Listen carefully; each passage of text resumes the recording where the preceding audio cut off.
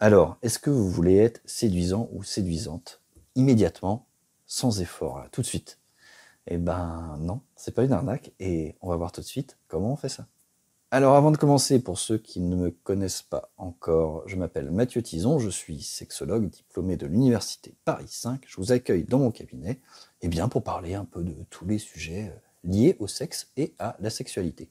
Et aujourd'hui justement, on va voir quelle est la technique la plus simple et la plus efficace pour être immédiatement séduisant ou séduisante, pour être attractif ou attractive sexuellement. Et vous allez voir que c'est quelque chose de simple, simplissime et de tout à fait évident. Mais avant de vous le donner, je préfère que vous le déduisiez. Alors, 1, parce que ça va plus vous marquer. 2, vous allez plus le comprendre. Et 3, c'est plus rigolo de deviner. Voilà, donc on va se lancer dans cette petite devinette en comprenant ce qui se passe dans d'autres cultures. On va voyager un petit peu. Pour commencer, partons en Papouasie-Nouvelle-Guinée. Alors j'imagine que vous connaissez cette tribu où en Papouasie-Nouvelle-Guinée justement, les hommes et les femmes se trimballent à poil, sont tout le temps tout nus. Sauf les hommes, ils ont un étui pénien. Vous voyez, un espèce d'étui dans lequel ils placent leur pénis, ils placent leur sexe. Ils sont habillés que de ça, hein, d'accord, si on peut appeler ça habillé, du coup.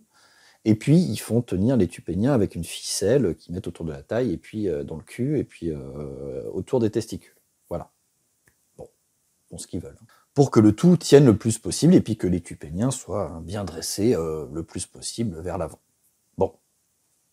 Je pense, alors à défaut de connaître, au moins je pense que vous avez déjà vu ces images-là, hein, sinon vous tapez sur Wikipédia tribu nue Papouasie-Nouvelle-Guinée, je pense que vous tomberez tout de suite sur les images de ces hommes avec l'étui pénien qui est assez long hein, en général, qui est posé sur leur sexe. Alors à votre avis, les femmes de cette tribu-là, qu'est-ce qu'elles disent des hommes qui ont cet étui pénien? Est-ce qu'elles les trouvent plutôt séduisants? Est-ce qu'elles pensent que c'est des hommes plutôt masculins avec leur étui pénien là? Ou bien est-ce qu'elles trouvent ça plutôt ridicule? Et les petits garçons dans cette tribu, est-ce qu'ils rêvent d'avoir l'étui pénien plus tard? Ils ont hâte de le porter comme leur papa? Ou bien est-ce qu'ils se disent oh, craignos, ce petit pénien là, c'est trop ridicule, jamais je porte ça, quoi. Ah oui, effectivement, les femmes sont attirées par cet attribut sexuel. Et les petits garçons, ils ont envie hein, d'avoir l'étui pénien plus tard. J'imagine, alors je ne connais pas exactement la cause, mais j'imagine que c'est lors d'un rite initiatique du passage de l'enfance à l'adulte que les garçons vont avoir le droit de porter l'étui pénien, ou bien c'est si on a fait ses preuves à la chasse ou quelque chose. En fait, c'est ce que l'on appelle, retenez bien ça, un code social de masculinité.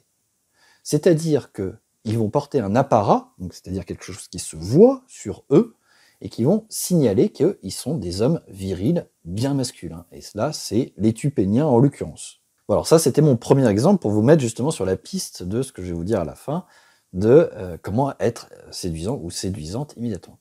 Donc ça, c'était pour les hommes. On va prendre un exemple féminin maintenant. Donc on va revoyager un petit peu.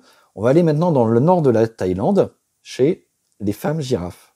Alors il y en a en Afrique aussi, mais bon, quand on fait des recherches, en général, on tombe sur celles qui sont dans le nord de la Thaïlande.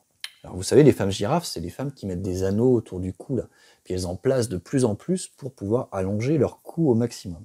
Alors, personnellement, moi, ça me fait vomir, je vous le dis tout net, mais là-bas, à votre avis, à l'intérieur de cette société, à l'intérieur de cette culture, à l'intérieur de cette tribu, à votre avis, les hommes, ils ont envie de coucher avec quelles femmes? Celles qui ont les anneaux ou celles qui n'en ont pas?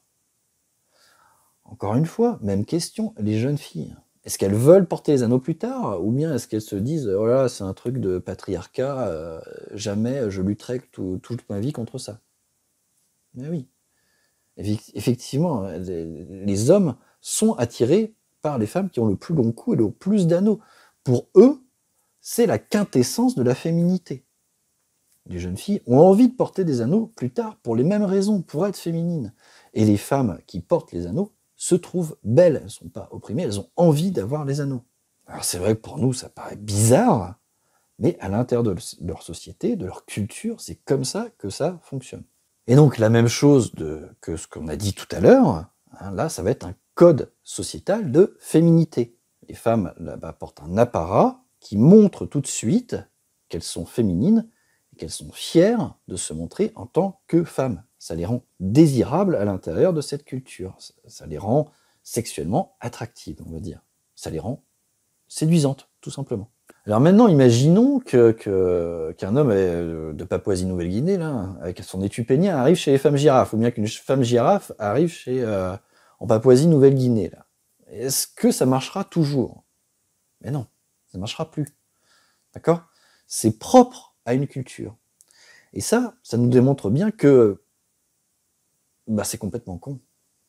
Oui, il n'y a pas de valeur philosophique ou logique à ces apparats, à ces codes sociétaux de masculinité et de féminité. C'est une tradition qui est sortie de nulle part.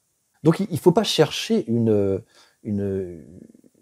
logique là-dedans, ou bien une explication scientifique qui serait rassurante, ou bien qui serait valable.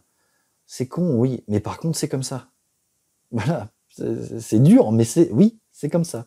L'argumentaire se détermine et se finit à c'est complètement con, mais ça marche super bien. Parce que c'est comme ça, parce que c'est une tradition. Parce que dans cette culture-là, eh bien, ce sont les codes sociétaux de sexualité qui sont installés depuis des millénaires sûrement. Et trouver une justification à ça serait vain, mais par contre, ça marche diablement bien, c'est diablement efficace. Donc voilà, on arrive à nous maintenant. Comment fait-on du coup pour être tout de suite plus séduisant ou plus séduisante, ou séduisant ou séduisante tout court? Comment être attractif ou attractive sexuellement? Ben oui, vous avez deviné, du coup, il suffit d'adopter les codes sociétaux de masculinité pour les hommes et de féminité pour les femmes de notre société, de notre culture. Et donc c'est quoi? Allez, je vous laisse chercher un petit peu. À votre avis? Vous avez trouvé? Eh bien oui. Alors, il y en a plusieurs, mais le principal, c'est la façon de s'habiller. C'est notre apparat. C'est celui qui va nous montrer comme bien masculin ou bien féminine. Finalement, quand on y réfléchit par rapport aux femmes girafes et puis au mec avec les étus péniens, là, on a eu un peu de chance quand même. Donc, blague à part.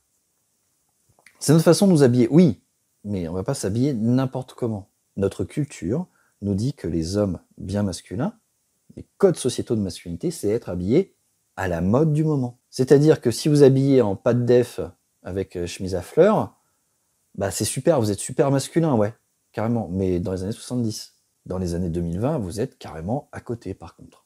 Alors c'est quoi être habillé à la mode du moment? C'est facile.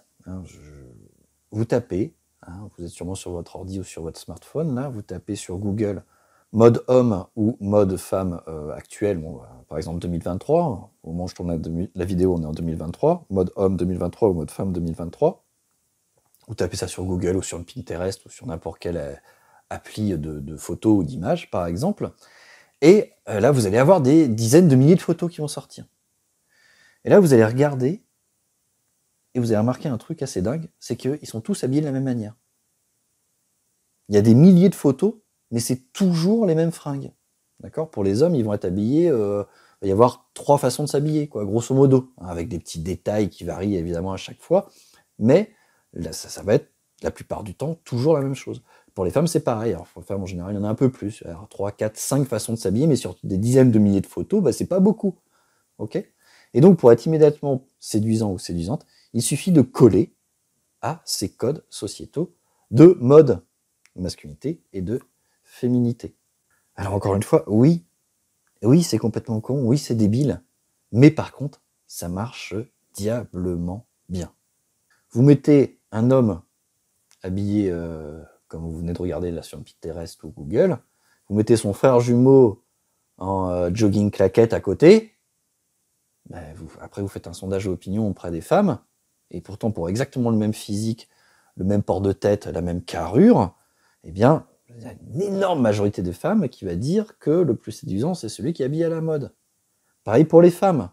Vous mettez une femme habillée à la mode, par exemple en tailleur talon, et vous mettez la même en boubou kickers à côté, sa sœur jumelle, une écrasante majorité des hommes qui va trouver celle habillée à la mode séduisante, beaucoup plus séduisante que l'autre. Alors, petite précision, être habillé à la mode, c'est pas la mode la haute couture dont je parle. Je vous dis encore une fois, vérifiez sur Google, vérifiez sur Pinterest, et vous verrez que c'est des habits que vous retrouverez dans les magasins de prêt-à-porter que vous fréquentez régulièrement. Donc il n'y a même pas besoin de se ruiner, puisque dans tous ces magasins de prêt-à-porter, ils vont justement proposer ces habits qui sont à la mode du moment. Ils vont proposer d'autres habits aussi, pour qu'il y en ait pour tous les goûts, mais si vous êtes un homme bien masculin et une femme bien féminine, vous allez vous orienter vers ces vêtements-là. Et le fait, c'est assez bizarre, et oui, c'est con, mais oui, ça marche, le fait de porter ces vêtements-là vont vous faire sentir plus masculin et plus féminin également. Alors si vous n'êtes pas habitué, au début, ce sera dur. Oui, d'accord. Mais au bout d'un moment, eh bien, vous allez voir que ça marche, que le regard que vont avoir les gens sur vous va changer. Vous allez avoir une personnalité sexuelle qui sera plus développée.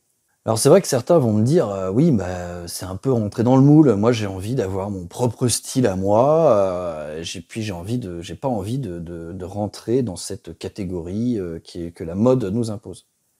Je vous dis ok, il n'y a pas de problème, vous faites comme vous voulez. Moi, je ne force de rien. Mais c'est comme si vous étiez chez les femmes girafes et que vous enleviez vos anneaux. Ou que si vous étiez chez les hommes de Papouasie-Nouvelle-Guinée et puis que vous mettiez au feu votre étui pénien. Pas de problème, faites comme vous voulez. Mais seulement, le ressenti des autres sera que vous êtes moins masculin ou moins féminine, moins séduisant ou moins séduisante, moins attractif ou attractive sexuellement. Et j'y peux rien. Je veux dire, oui, c'est con, encore une fois, je suis d'accord. Mais c'est comme ça marche très bien. Et donc pour conclure, je voudrais vous dire que même si la culture populaire est pleine d'adages et de proverbes qui sont tout à fait à propos, cette fois-ci, ce proverbe-là, il n'est pas bon. Donc on va plutôt dire que la plupart du temps, dans la grande majorité des cas, l'habit fait le moine. Merci de m'avoir écouté et à la prochaine.